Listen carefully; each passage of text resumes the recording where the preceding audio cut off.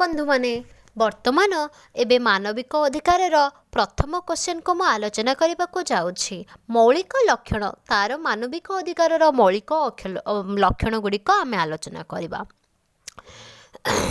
मनीष को मनीष भली मर्यादार सह बंची रहिबार सुजोग देउथिबा अधिकार समूह को मानविक अधिकार कुहाଯାଏ। जाति धर्म वर्ण भाषा देश अंचल लिंग आदि निर्विशेष ए अधिकार समस्तंको मेले थाए।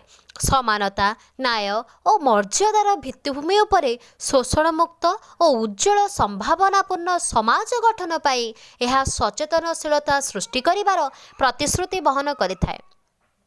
मानविक अधिकार मानववादर मूल्यमंत्र रे दीक्षित एही अधिकार गुड़िक मौलिक स्वाभाविक बा प्रकृतिदत्त और चिरंतन बोली विचार करा जाए।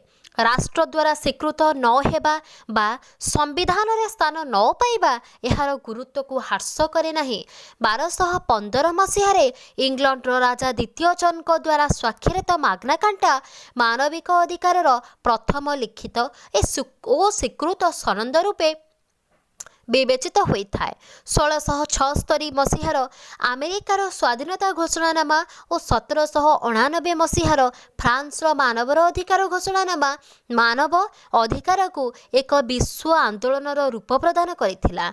1948 मसीहा डिसेम्बर 10 तारिख मिलित जातिसंघर साधारण परिषद द्वारा अनुमोदित मानविक अधिकार सार्वजनीन घोषणानामा मानविक अधिकार को सार्वजनीन करने संगे संगे एक निर्दिष्ट रूप प्रदान कला।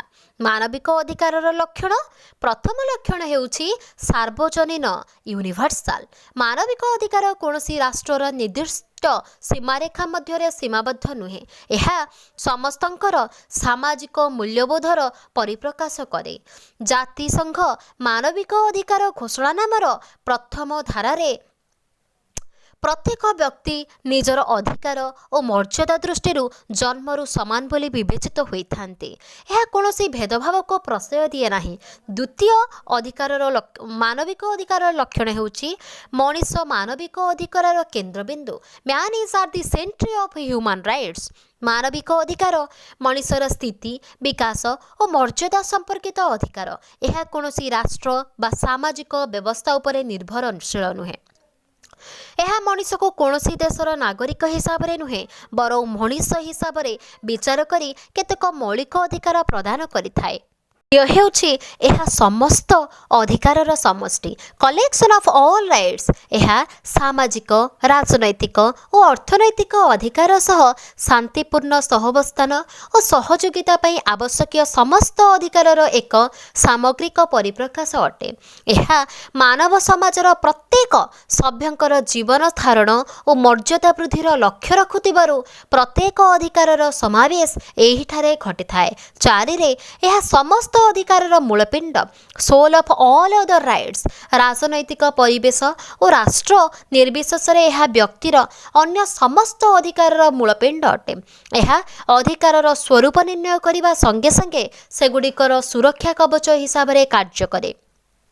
आंतर्जातीय स्तर प्रत्येक राष्ट्र मानविक अधिकार को आखिया करी रखी निज संविधान रे मौलिक अधिकार अवधारणा करिथांती। पंचम हेउछि यह नैतिक भित्तिभूमि उपरे प्रतिष्ठित based on the moral and ethical principles. मानविक अधिकार मानवर विवेक अनुमोदित तथा समाजर नैतिक मूल्यबोधर भित्ति उपरे प्रतिष्ठित। एहार आईनगत स्वरूप मलिन हेले मध्य विश्व जनमतर चापरे एहार कार्यकारिता दिग उन्नत हेबारे लागिछि। 6 यह अण आईनयोग्य अटे। It is non justiciable. मानविक अधिकार गुड़िक सार्वभौम राष्ट्र माने कार्यकारी करिथांती मात्र यह अण आईनयोग्य अटे। मानविक अधिकार उल्लंघन बा संकोचन करागले व्यक्ति आईन अदालत रे आश्रय नहीं पारे नाही किंबा आईन द्वारा यह साब्यस्त हुए नहीं, किंतु अंतर्जातीय समाज और विश्व जनमतर चापरे यार उपादेयता वृद्धि पाउछि। 7 रे यह निरंकुश नुहे। It is not absolute. मानविक अधिकार निरंकुश नुहे। यह एक स्वच्छतारी बा अविवेकी भावे लाइसेंस रूप में व्यवहार करा जाई पारे नाही। आठ रे यह गणतांत्रिक प्रकृति संपन्न तथा विकास उन्मुखी अटे। It is democratic and development oriented. केवल परिवेश रे मानविक अधिकार उपभोग संभव होइथाय। एही अधिकार गुड़िक सामग्रिक विकास लक्ष्य रखिथाय। एही गणतांत्रिक परिवेश और विकास प्रक्रिया राष्ट्रीय स्तर आरंभ होई विश्व व्यवस्था को शांति सहयोगिता समृद्धि तथा समता आदि उपरे प्रतिष्ठा करिवार लक्ष्य रखिछि। नरे सांस्कृतिक विविधता कल्चरल प्लुरालिज्म गोटे संस्कृतिर मूल्यबोध और परंपरा अन्य एक संस्कृति उपरे लदी देवा उचित नुहे। प्रत्येक व्यक्ति निजस्व जीवनधारा बाछि नेबार स्वाधीनता उपभोग करने आवश्यक। एणु सांस्कृतिक विविधतार परिवेश मध्य ही मानविक अधिकार परिप्रकाश संभव होता है।